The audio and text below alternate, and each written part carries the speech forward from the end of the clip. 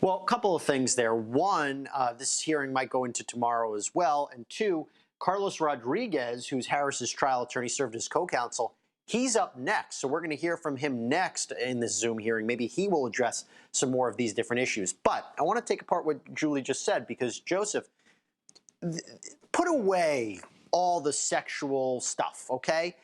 First of all, even if you had Dr. David Diamond testify in this trial, to have a jury sit there and they could hear all the science behind forgotten baby syndrome. At the end of the day, this is a guy who left his child in that car. That's the fact. That child was found dead in that car. He died because of that.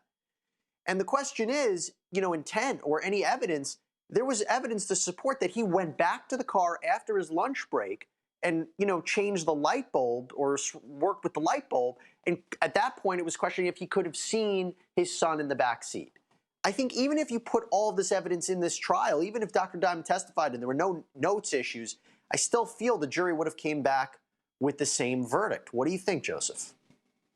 I think that you're probably correct. And by the way, you would make an excellent criminal defense lawyer because you just came up with a new defense called forgotten baby syndrome.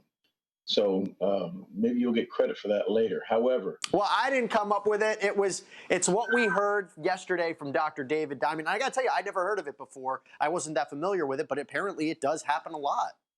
Yeah, but you're making it popular, so own it. But anyway, the point is that fact about the gentleman coming back to the car to change the light bulb, in my opinion, goes for the defense. And the reason for that is that if you had pre-planned to kill that child so that you could text more, which is absolutely absurd, but let's go with the government because that's all they got. If that's what you're doing, then your first chance you get, you come back to the car and spring on everyone, oh my gosh, I forgot. You're going to do that because the waiting and the anticipation is too much. The fact that he came back and he's not even thinking at all about his kid in the car because he doesn't think they're there, and he's changing a light bulb and doing other things, tells you that the man's mind is somewhere else. Doesn't make it okay. Right. It doesn't mean Joseph, I'll tell you what, stand by. We're going to get more into this. We'll take